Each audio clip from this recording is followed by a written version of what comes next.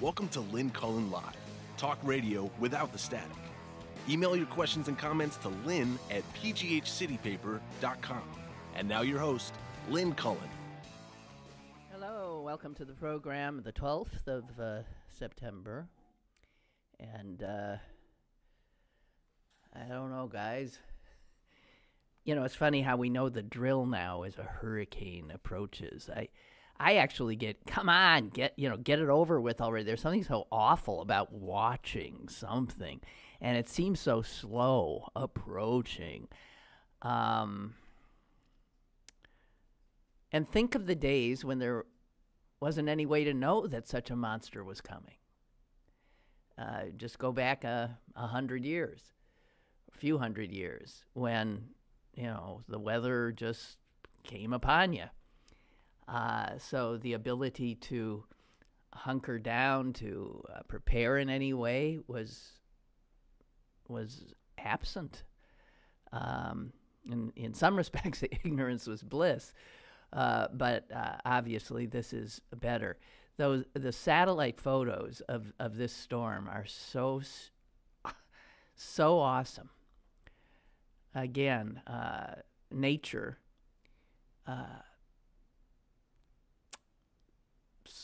makes us and should make us feel small.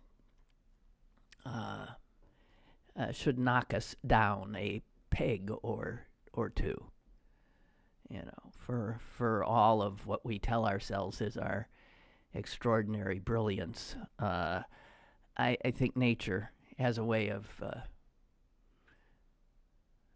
rather harshly correcting that self-serving assessment. I am continually seeing evidence that the species of which I am one is by far, and I don't know. I mean, I'd love to argue the point with somebody, but I do think I've rarely felt more certain of anything in my life that we, Homo sapiens, we are the most destructive force on the planet, other than natural occurrence like a hurricane or a tornado, an earthquake, a flood. I don't think anybody, any animal, does more damage than us. And we can even, I think, let into the running viruses, bacteria, insects, put every living thing into the mix. Which one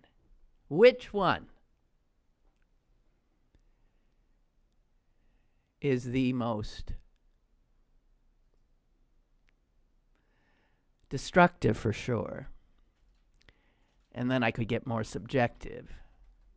Vile for another. And I do mean that. It's awful to, at this stage in the game in my life, to reach the conclusion that I am part of this awful, awful force. Yes, I know. We are capable of wondrous things as well. Individuals of us are. But the overwhelming impact of humans on this planet is destructive. I don't see how you can see it any other way. The planet would have been better off without us. Without a doubt, every other species would be better off without us. So, in our own telling of the creation story, that we were the last great invention of the Creator, we were the cherry on top of his wondrous creation. Obviously, self-serving as hell, and absolutely incorrect.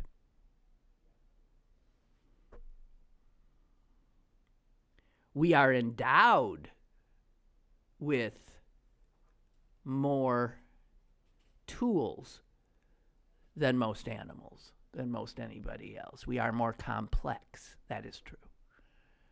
We are not in any way better.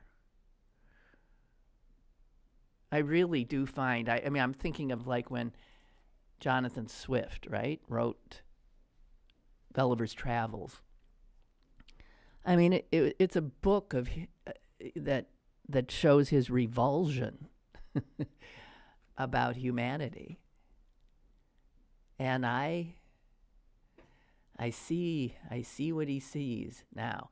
I've never been, as I said, more certain. I'm sorry to start this on such a negative note, but I find myself constantly saying things like, well, yeah, we've done it again. We have, by our own actions, our greed, we have despoiled this jewel of an earth.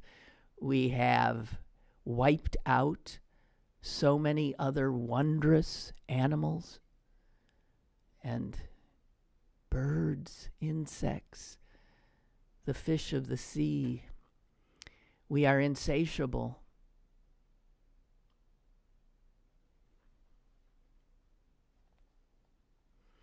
And we can't be stopped. I mean, we can't. Nothing can stop us. Our man-made governments attempt to rein in the worst of human impulses, but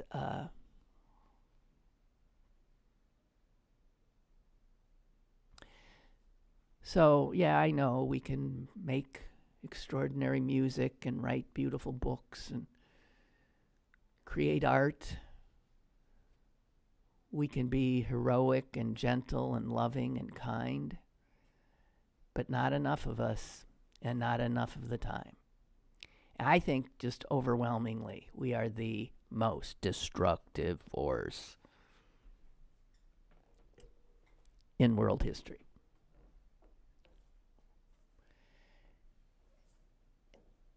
And you know, I walk around a lot feeling guilty, feeling like I'm sorry. I see any black person, brown person, and I feel like, Jesus, I'm sorry. If I were a heterosexual white male, I wouldn't even get out of bed anymore. But the fact of the matter is, it doesn't matter. Black, white, purple, orange, humanity is not good.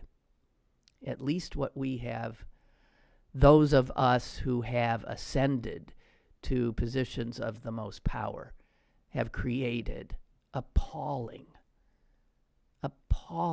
conditions. And I was thinking, case in point, so as this extraordinary and from a satellite, beautiful, this extraordinary, beautiful, roiling monster, Florence, heading toward our shore,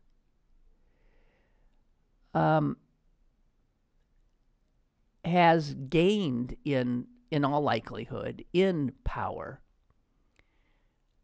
because of, again, our doing. Global warming, having fed the extreme weather that we all now see constantly. Summer, autumn, spring, and fall. Something's changed, something's different. And we know that our years of befouling our own nest has an impact. And it has an impact on huge natural forces beyond our control. And at this time, when this huge storm comes toward us, we learn that our government, the people we have put in positions of power, supposedly to safeguard us, are continuing to destroy the efforts of prior administrations to get a handle on our befouling of the environment, to try to stem it and maybe even pull it back. So yesterday, when you maybe woke up and saw that the Trump administration, the Environmental Protection Agency, is now about to roll back the methane regulations, that power plants won't have to do what, under the Obama administration, they were charged to do to prevent more methane from getting into our environment. And industry officials reacted with joy. Yay, they said. That was so costly, very burdensome for us. Very burdensome for us and our shareholders. And that's when I see things like that and I think, you're the worst. This is an awful animal, incapable of seeing beyond their own immediate needs, and yet given the intellect to do that. You know, a dumb animal, you can understand, operating only on instinct. We're supposed to be able to be better, but we choose not to be. I don't know. This is the mood I'm in. I am sorry. In my religion, we are in an introspective time, and as a new year begins, and I'm supposed to tend to my own faults, but believe me, they're myriad. But I do look at us, and I feel a great fear and a shame, a great shame. Is our caller still there? Caller, go ahead, please. Hello? Hello. Hello? Hello, hello? Hello? Yes, hello. Do you hear me? Yeah, I can hear you very faint. Not too good. Well, go ahead. We can hear you. Yeah, I was just going to say, isn't it amazing, after this Bob Woodward book, how these cowards, if they said it, tell them you said it. Don't say, oh, I didn't say that. I didn't say that. And in among them, generals. A general, which you know he said stuff. If you're the great general, you're a coward. You can't admit to what you said. I mean, come on. That whole thing, and the whole, I don't know how many they showed of pictures that they denied everything. And if you said something, you say, yeah, I said it. Whether you get fired or whatever. Cowards. That's all we have. That's all I have to say today. All right, thank you. In there. Thank you. See you later. Goodbye. Yeah, it fits well into my assessment of humanity right now. Good God.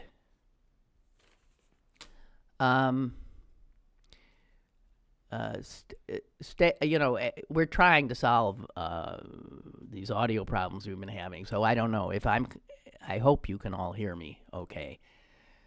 We've been fiddling with things, and sometimes when you fiddle, they actually get worse. I'm sorry to be such a bummer, but I mean I don't know what I don't know how somebody could see it any other way. As I said, I would love to argue the point that if there is a creator, we are the greatest mistake. That the creator should have quit before it got to us. We are, I think, as a whole, we are awful. All right.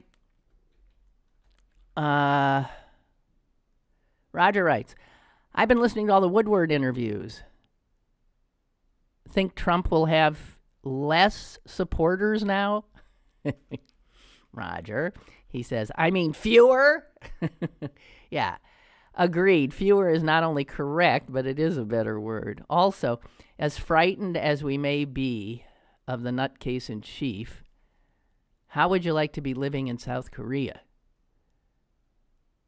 I like it when Mary calls, babe. Does she call me babe?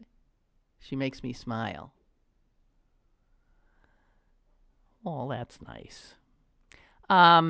Yeah, South Koreans must be feeling a little uncomfortable. It is true, I'm at any given time, it is probably better to be a loathsome human in certain geographical areas of the globe than in others. And by and large, we remain, we Americans, some of the luckiest. But, so, I've done listening to, do you actually go out and read the book? When a book comes out now and they do this constant interviewing of, I feel like, so I should buy it and read it. I feel like I read it. And I know there's a lot of other stuff there, but they do cull supposedly the best stuff. I'm not going to read it. First of all, I can't bear it. I do not want to immerse myself page after page in the horror that has now consumed our White House. I really don't. The latest polling does show that Americans are becoming increasingly appalled. Like day one wasn't enough, are increasingly appalled by this White House. And I think there's little doubt that the Republicans will pay a huge price for it. Thank God. The latest Quinnipiac poll, they break things down into demographic groups. And let me give you some groups and the proportion of each that says Trump is unfit to serve as president, which is essentially grounds for impeachment. People who identify as independents, 53% say he is unfit. Women, 60% say he is unfit. I'm wincing because even though these numbers are big, I don't understand that they're not much bigger. White college graduates, 54% say Trump is unfit. White people who didn't go to college, and here's the first one that's going to be under 50%. 42% of non-college whites thinks he's unfit. Young people of voting age, 18 to 34. And here's the biggest number we've seen so far. 63%, 18 to 34, say he is unfit. Then we get in my age bracket, 65 plus. 55% say unfit. Then we get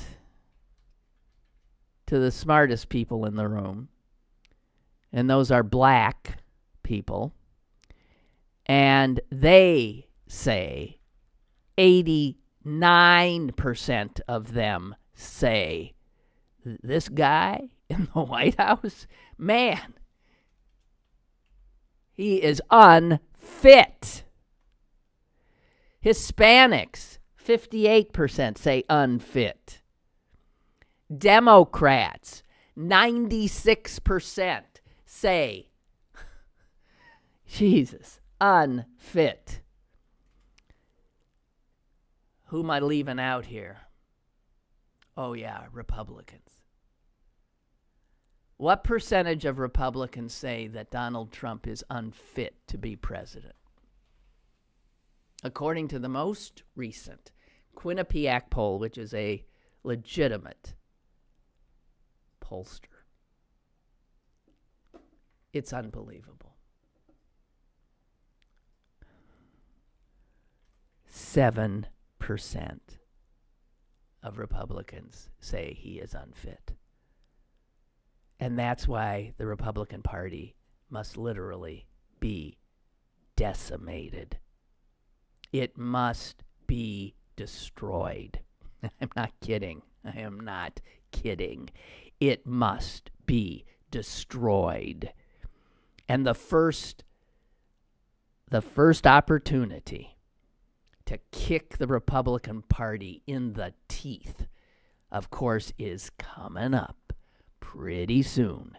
We're in September now, guys. That election is in November. And we have to take them out on a scale never before seen before. If you are not in some way working toward that, if you're not engaged in a get out the vote effort, if you're not engaged in talking a wavering independent over, we all have to do what we can. And as I say, I really think the Republican Party needs to be destroyed. They need to start over, or they need to just go away. It was a nice run. It started so gloriously with Abraham Lincoln, and look. A party that started with Abraham Lincoln. And you tell me if it should continue when it is now the party of Donald Trump. What bookends?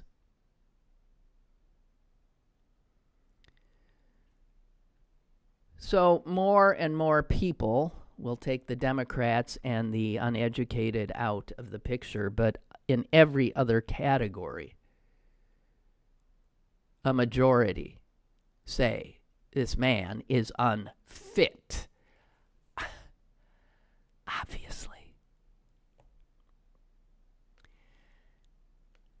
Now, I don't know how bad it's going to be in November, but as I said, I hope it is of epic proportion. I hope it makes Hurricane Florence look like a passing shower.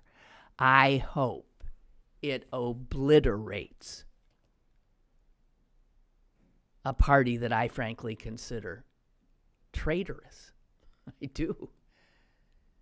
They're doing more to destroy this once great country than any force I have ever seen in my life. In my life.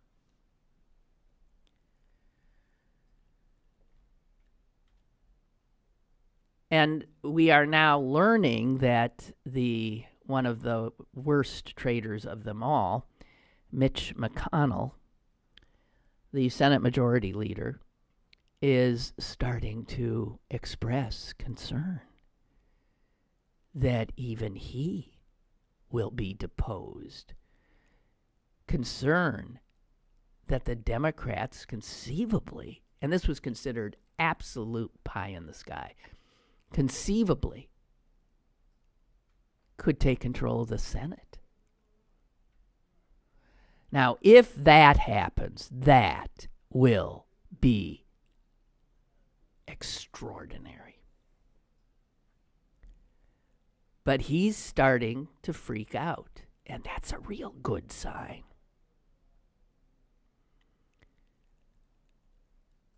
Their own polling, the Republican Party's polling in their gubernatorial and Senate races are scaring them. One of their leading strategists was willing to use the word potential shipwreck. Actually, he said effing shipwreck to describe what he feared might be coming for the party. I'll tell you, if Beto or O'Rourke knocks off Ted Cruz, that is a potential harbinger of the beginning of the end for the Republicans. The Republican Party is diverting resources to Texas, trying to shore up Ted Cruz, who they, by the way, loathe, but he carries their colors. The most vulnerable Democrat who is running in this Senate election, widely expected to be beaten, is Joe Donnelly, who represents Indiana. How the hell Indiana ever elected a Democrat as senator, I don't get, but they did. And he has been considered, without a doubt, one of the most vulnerable Democratic incumbents. And lo and behold, he is now showing a slight lead. He hadn't been a slight lead over his Republicans. So these races that the Republicans had just assumed, had put in their pocket, Ted Cruz, Indiana, they thought they'd knock off Joe Manchin. That's not looking good either. All of these places, they thought, we're not only going to hold our control of the Senate, we're going to increase it. Losing the Senate was absolutely unthinkable to the Republicans. And I love seeing that they are now afraid it's a possibility. I don't want to overstate the case. A possibility. Says here that less than 2 months now till the November 6th election, Republicans barely mention now Ohio, Wisconsin, Michigan, and Pennsylvania, all states Trump won, as opportunities to knock out incumbent Democrats. They thought they'd knock out Tammy Baldwin, the only openly gay, the only lesbian senator in the Congress, I believe. She was considered very vulnerable. Ain't looking so vulnerable anymore. Sherrod Brown in Ohio, very liberal. And Ohio is not. He's now not looking particularly vulnerable. Our own Bob Casey, who is sort of a milquetoasty guy, and, I don't know, all of a sudden, the Republicans are assuming he wins a re-election. And state after state, these were all the states that they were thinking they were going to possibly pick up and pad their razor-thin majority. Here's what McConnell told reporters in Louisville the other day. Here's the states he was mentioning. And he can't believe it. Arizona, Nevada, Tennessee, Montana, for God's sakes. I am talking, are these not red states? Uh-huh. Arizona, Nevada, Tennessee, Montana, North Dakota, Missouri, Indiana, West Virginia, Florida. He said all of them too close to call. And every one of them a knife fight in an alley. I mean, just a brawl in every one of those places. Now, the fact that the Democrats would prevail in all of these states, and again, with that list, we'll throw in again Ohio and Wisconsin and Michigan and Pennsylvania. If the Democrats were to prevail in all of those cases, I mean, there is no doubt we take, and he didn't even say Texas in there, and we take the Senate back.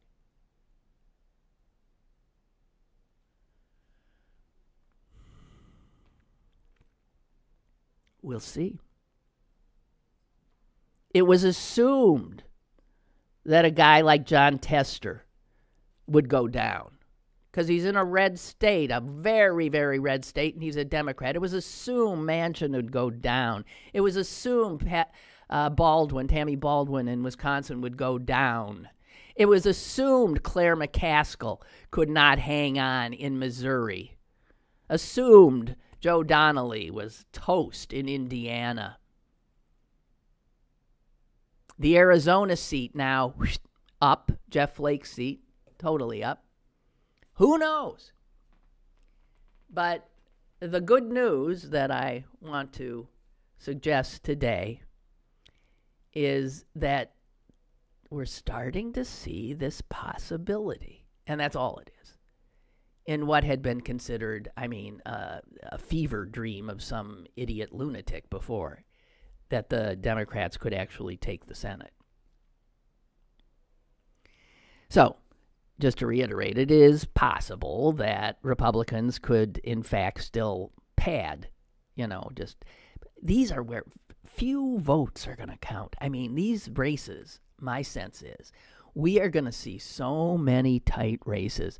I'm willing to bet on election night there will be races, big races, governors and senators too close to call, because that's how tight some of these races are, and it will all be about turnout.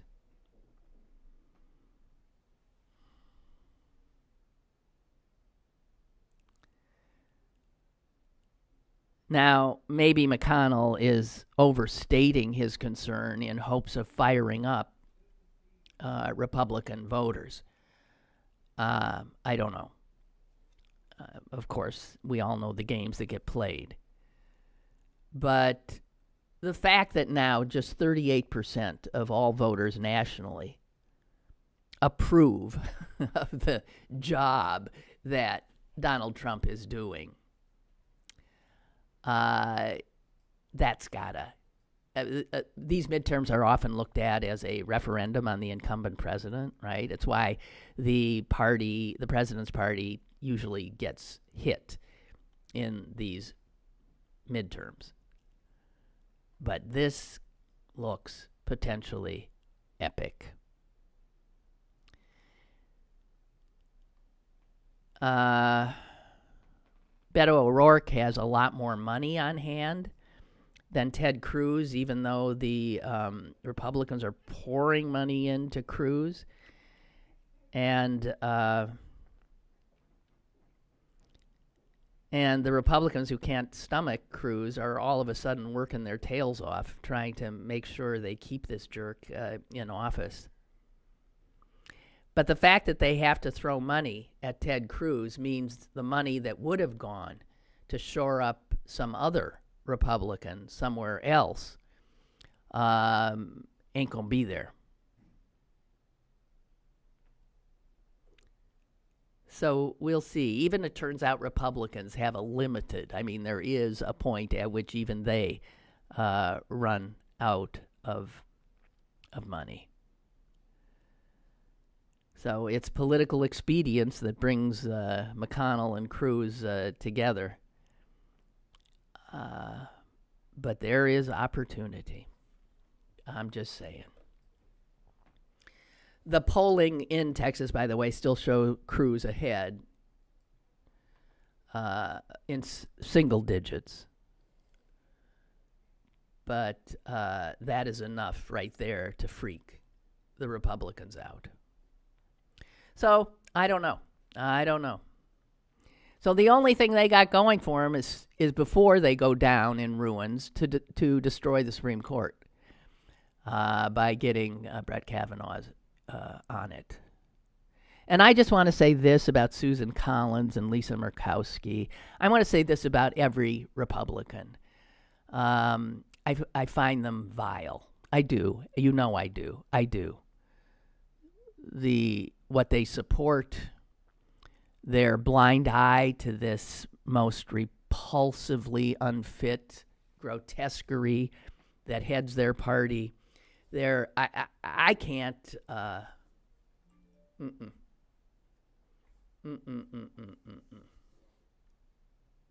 Anyway, it's like I can't wait for the damn hurricane to hit just so we can get it. It's like, can we get there so I don't have to sit here like with a nervous wreck? And can we get to this election so at least we now know where we stand? Henry writes, most polls are showing the Democrats picking up 11 state governorships. That's wonderful. And if that happens, Democrats will have 27 states and the Republicans 23. And that is, as Henry says, that would be a seismic shift. Seismic shift. And Henry also says, just want to remind everyone that after Hillary lost to Trump, we all took an oath that we'd never trust another poll.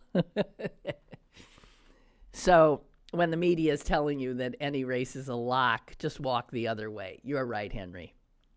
You're right. These polls, if we didn't learn then not to trust them, you're absolutely right. I just hope that generally speaking, they are right now. I hope.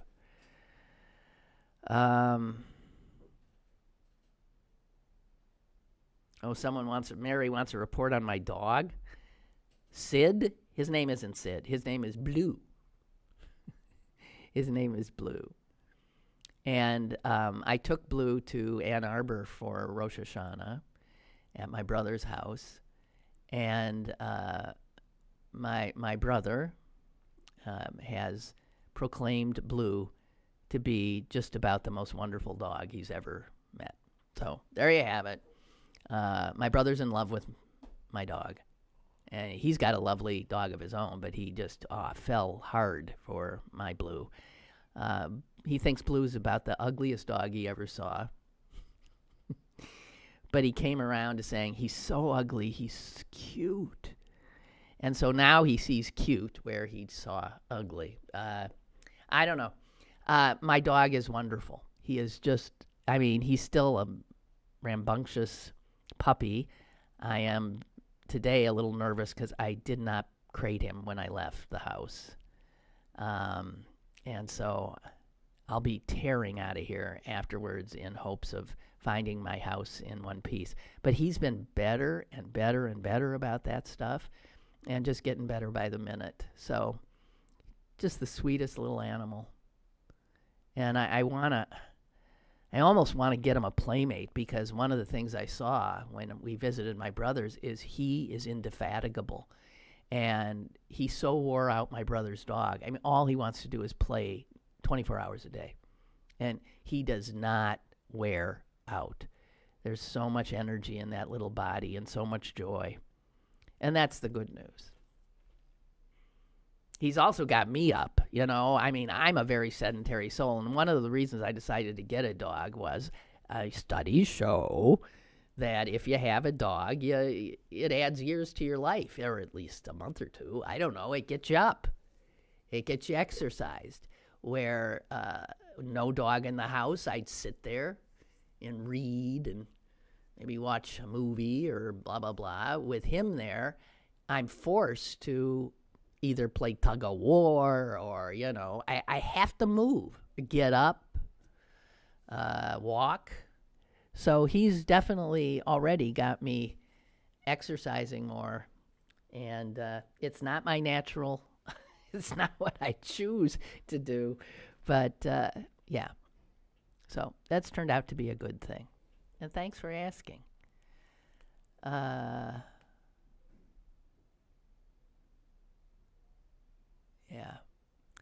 Okay, what else do I have here?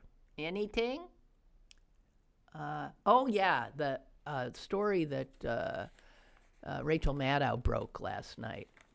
I didn't see her show, but she's got the documentation, and other networks are picking up on it today, that Trump had money, essentially $10 million, taken from Hurricane Relief Fund and given to ICE so they could deport and detain and, I suppose, separate more desperate people. He took money meant for exactly what we're going to see in the next 2 days for hurricane relief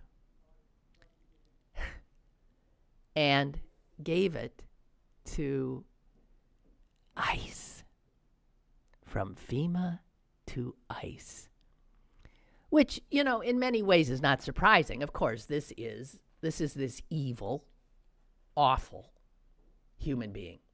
Every impulse he has is destructive. And there was an effort, of course, to push back on Maddow from the Department of Homeland Security, saying, no, this money is not from, no, it's from some other funds. And then she had the paperwork showing that they were lying. So you're heading into hurricane season. Only this unfit, another instance of this administration, would say, hey, hurricane season's coming. Let's bleed off $10 million for that. And so we can terrorize some more brown people. Can we do that?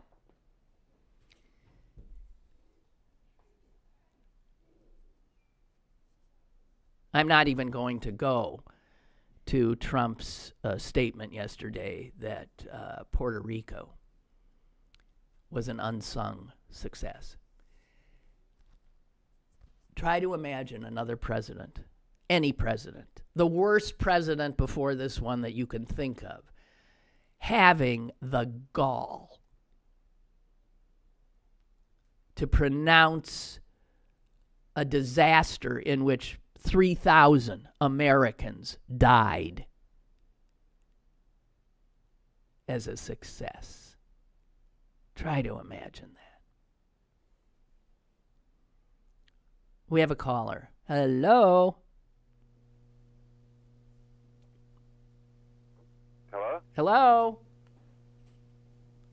Can you hear me? Hello? Hello? Is that Clarence? Yes, it is. Hi. Hi. I don't know if you brought this up because normally I can hear your show while I'm on the phone, but I couldn't hear it and I had you muted. But that $10 million that he gave to ICE came from, let's think about this, Puerto Rico. It so came he dissed brown people, so he can dismiss brown people. They know it came from the Puerto Rico? I don't know if it came from Puerto Rico, but they really didn't give much to Puerto Rico, for hurricane relief. Oh, right. About it. Right. Yeah. Right. So, that's like a double hit on Trump's side. Although he's trying to claim that they did a great job in Puerto Rico, which is just hilarious. I mean, it's not. It's one word for it. I mean, it's just beyond belief. Those people are still suffering. If you can hear me, I'm giving up because I can't hear you. All right. Okay. All right. Bye. All right. Okay. Bye. All right. Bye. Excuse me while I just say, fuck!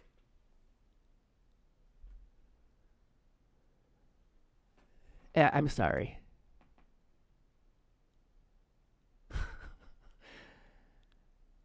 Son of a bitch.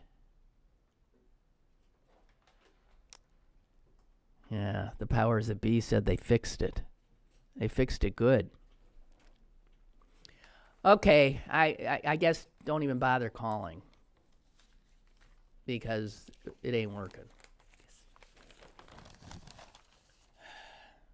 If I appear annoyed, yes, that is true. Okay, I just want to tell you a story. Oh, Brooke, let me get this in. You know, one of the things that Republicans do to try to keep people from voting is they somehow expunge your voter registration.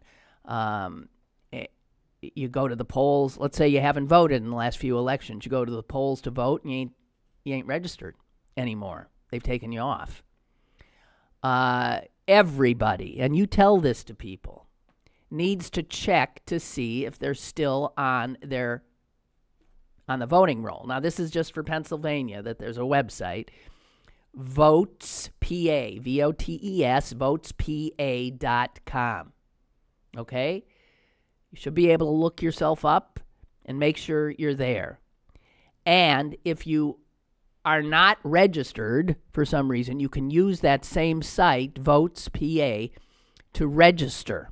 Okay? You've got time's running out for that.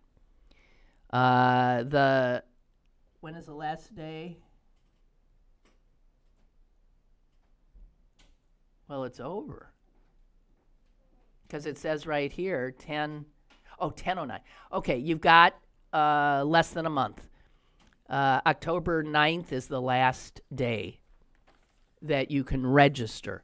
But please have your, anyone in your orbit that may in fact think they're registered but aren't, please, votespa.com. Thank you, Brooke. That's very helpful. I saw a story recently which sort of scared the crap out of me, and I didn't want to, I don't know, I didn't see anybody else talking about it. I didn't see it ever talked about again, and it's been sort of moldering in the bottom of my satchel. But I want to share it with you right now, first of all, because I find I have a little time, and because the phones aren't working. Don't try to call. It's just not happening. It turns out that there is a bird flu. Remember H1N1? This one, we've moved up considerably. So this one, H7N9,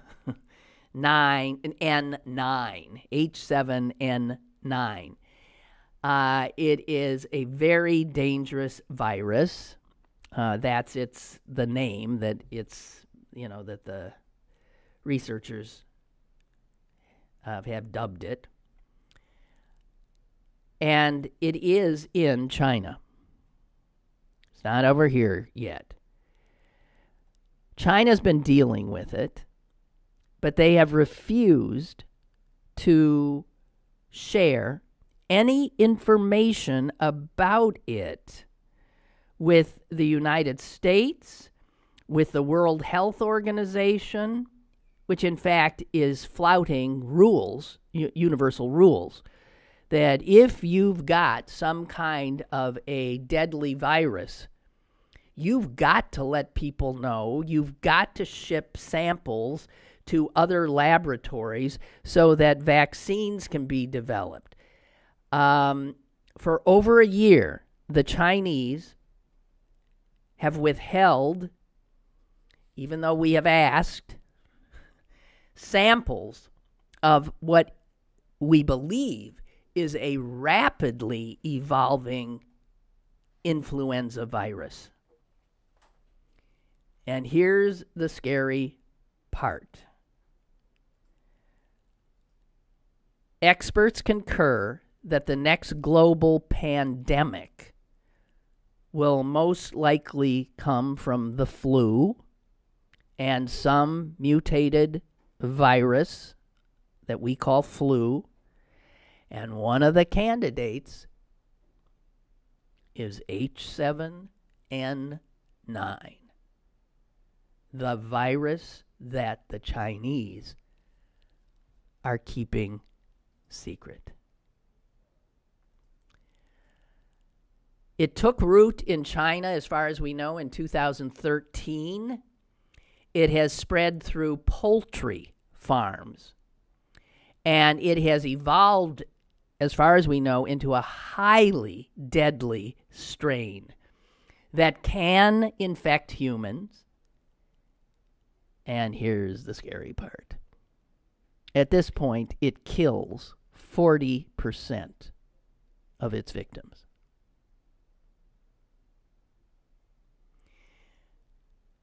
If this strain were to become highly contagious among humans, all of the seasonal flu vaccines that we have here, that you're going to get soon, I hope, would provide absolutely no protection to this. It says right here, Americans have virtually no immunity. And it says pandemic influenza spreads faster than anything else. Okay, so everybody is saying to China, hey, guys, can we see this thing so we can start working on it, seeing what vaccine we could maybe... But listen to this. China, first of all, is saying, no, we got it under control here. There's no reason. Go away. They are refusing.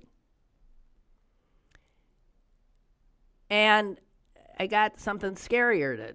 You see why I read this and then I just sort of let it go, because it's one of those things that's so scary you think, oh, no, it can't really be like that. I'll just forget about it.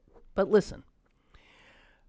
The recent trade tensions between China and the United States, brought to us by, of course, one Donald Trump,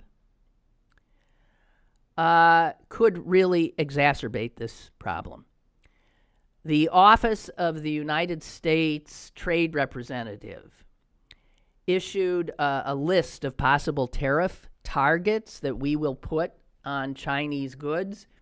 And guess what some of them are? Pharmaceutical products, such as vaccines, medicines, and medical devices. And so if you talk to a scientist, scientists say, what the hell are these idiots doing? They think these people in commerce, in the Commerce Department, that are, let's get these tariffs going, these tariff officials in both China and in the United States, they view these viral samples and vaccines as just another commodity. And they might not even get that this is not just a commodity. It is something that plays a vital role in actual global security and global health.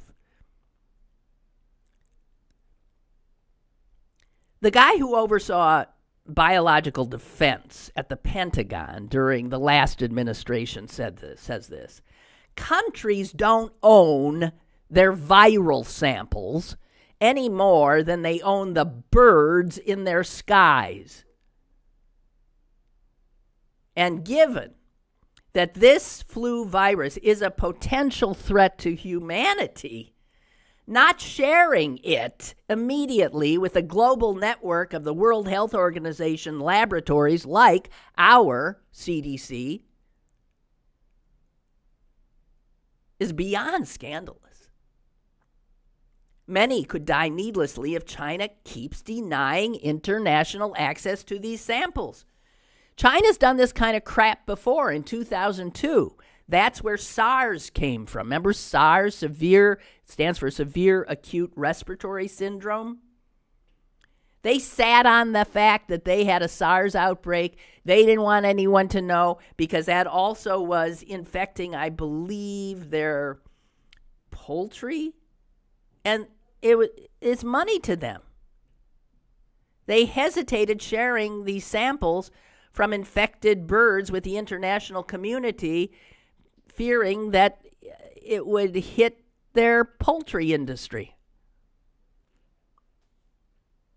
All of that led to the World Health Organization developing what is called the Pandemic Influenza Preparedness Framework.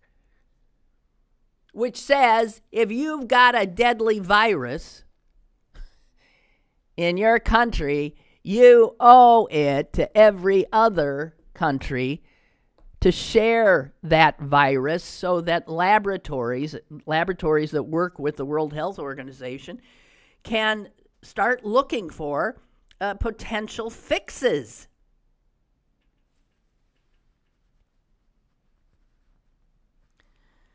I don't have much here to tell you other than that.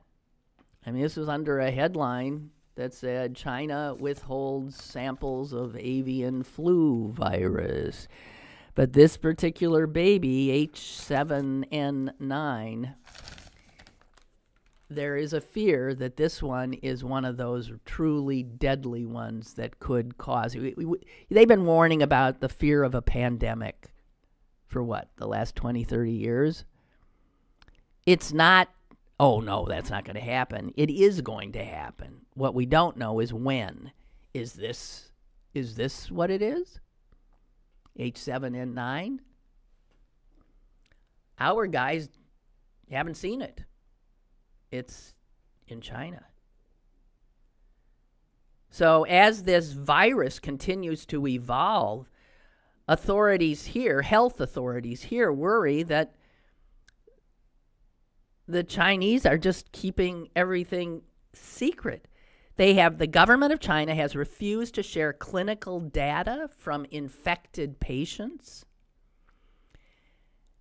They claim they have all but eradicated H7N9 through a vaccination program. You going to trust them? Our health people don't trust that at all. That's China, again, trying to safeguard their poultry industry. So here's the thing about influenza and why you recall there being a virus H1N1. Well, since H1N1, there have been others, probably H2N2, H3N6. This is where we are now, H7N9, but our people don't have it. They don't have a sample. They can't even begin to work on a vaccine. And so we are totally unprotected if this particular virus does what some fear it could. One thing we do know about influenza viruses, what do we know? They evolve. That's why some flu vaccines work every year. They thought they were going to be dealing with this one, but oops, it turned a little corner here and evolved a little bit. And now the vaccine you got, like last year's vaccine was next to useless. The vaccine didn't work. Flu always kills some people. But when I saw 40% death rate, as far as we know, from this baby, and we don't even have our hands on it. If there weren't enough reasons for you to have sleepless nights, it seems to me is that not a big story, or am I? And the fact that our news media can only pay attention to, you cannot walk and chew gum at the same time. Can't, talk about Trump's latest tweet and something like this. Can't inform people about that. Now, I can't do the hurricane and Brett Kavanaugh and Donald Trump's latest tweets. I'm sorry. What is a 24/7 news operation to do? You want us to get to this? So, just saying. I think this program today could go down in history as one of the most depressing Lynn Cullen shows on record. And I'm sorry about that. What? We started with me saying I think Homo sapiens is the most vile creation of any creator, and a big, big mistake. And now this. But I ask you, isn't this evidence of what I said at the beginning? Okay, well, let's go home and all wait for Florence. All right? I'm just glad we're here.